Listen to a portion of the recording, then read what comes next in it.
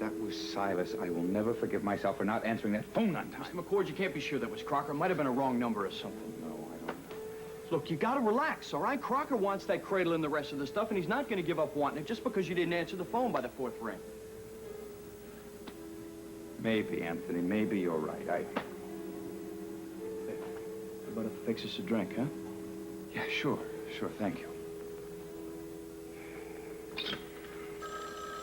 You see? Hello? Good, Quint. You're there and waiting, just like a good little boy. Listen to me carefully, and I'll tell you the plan. Now, you listen to me, Crocker. I told you that I wasn't going to make any arrangements until I had proof that Nola is all right. I told you that I'm giving the orders here. You just wait and be patient. You'll get your proof. All right, I'm listening. All right. There's an old cemetery about 3 miles past your place at the end of Thornway Road. Yes, I know that. Right at midnight tonight, you take the cradle and the other artifacts all packed in one crate to that spot. Park your car by the road. You take the cart a few hundred feet to an old grave marker with the name of Hopkins on it. Leave the crate by that stone. And you walk out of the cemetery the way you walked in, you get in your car and you get lost. Now, wait a minute. That crate is heavy. I don't know if I can manage it all by myself. You'll come alone, McCord. And you'll find some way to manage that crate by yourself, because if I so much as smell anybody else, it's all off and Nola Reardon's dead. Now, you just wait a minute, Crocker. You said I'd get proof that Nola is all right. Oh, yes, to be sure. I did say that, didn't I? All right. Mr. McCord, it's Nola. I'm all right, but please do exactly as Silas says or he'll... Nola? Nola!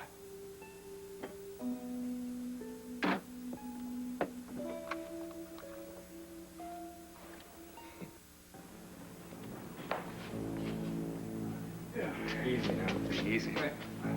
It's a good thing we had this thing crated and ready when Silas called. Mr. McCord, we got 2 hours before we need to be to the cemetery with this thing. I know, Anthony, I know. All right, but we still have plenty of things to do. Like what? Well, first of all, I want you to help me get this crate into my car. Then, at 11:30, a half an hour before the arranged time, I want you to take your car and drive out to the cemetery. Now, hide it in the trees so no one can see it. Then at midnight, I'll take the crate into the cemetery and leave as Silas instructed. Then you will wait until Loomis picks up the crate. Where are you going to be? Well, I'll take my car and park it at a safe distance away from the cemetery. And then I will cut back through the woods and wait for you in your car. Then we'll pick up Loomis's trail, and I just know it'll lead us to Silas and where he's got Nola. I guess so. That sounds like it'll work. It was good to hear Nola's voice, wasn't it? It makes me feel stronger just knowing that she's all right. Well, even though Silas cut us off almost immediately, I just know she's got to be all right.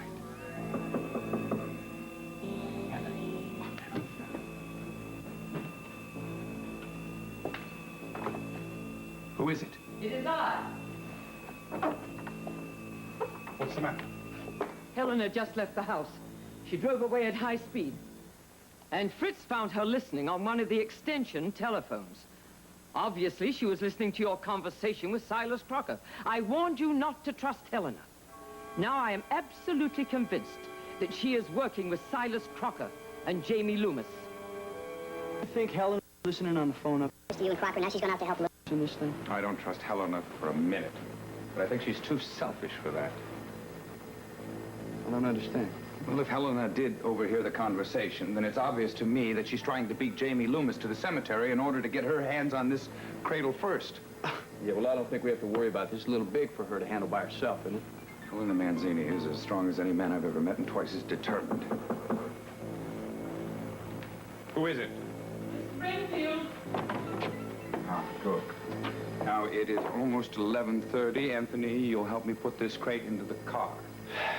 And then he'll go out to the cemetery in his car, and I will follow in mine. I guess it's time. Yep. Now, I will join you in your car as soon as I put this cradle by the tombstone marked Hopkins. Okay. I wonder how Silas Crocker found out so much about the cemetery at the end of Thornway Road. Well, I'm sure that Silas had this whole thing plotted before he attempted to kidnap Nola. It was very carefully done, but we don't have that advantage of time. Now, we're gonna make it work anyway, so. I just pray that you're right.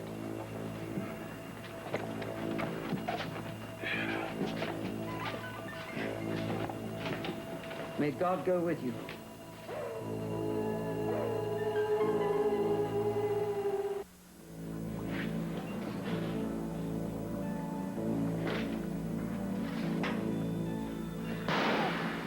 Hours.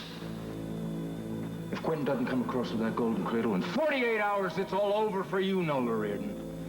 And this time you're not going to get away from me like you did on that godforsaken island. No, little Nola, I'll finish you up right here, all by myself.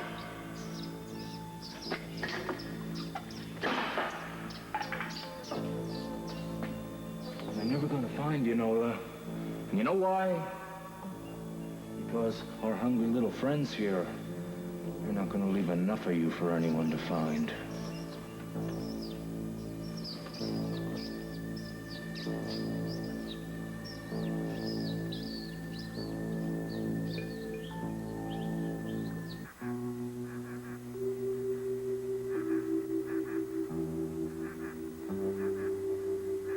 You know, when I started out on this trip, I had such high hopes, and now, well, everything's fallen apart. I guess I'll just have to admit that all my hopes and dreams were foolish. Hey, you know, I remember when I thought something was impossible and you kept me hoping it would come true, and you know, it just might. If you need to talk, I'm here. Thanks.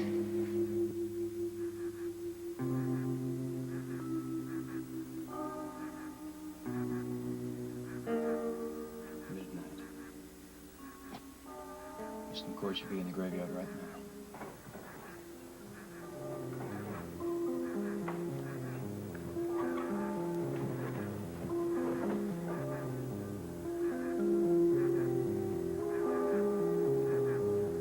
White birch tree, Hopkins. This has to be it.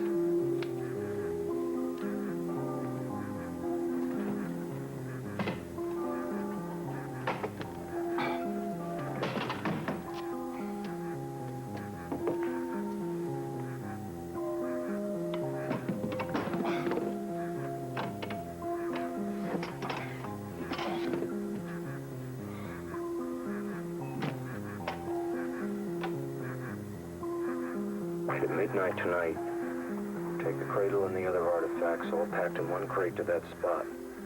Park your car by the road. You take the cart a few hundred feet to an old grave marker with the name of Hopkins on it.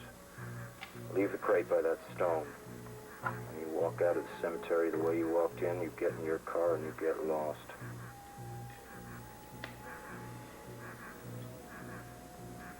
Well, I've done it now. It's your turn, Silas, Jamie. I just pray to God it works. For Nola's sake.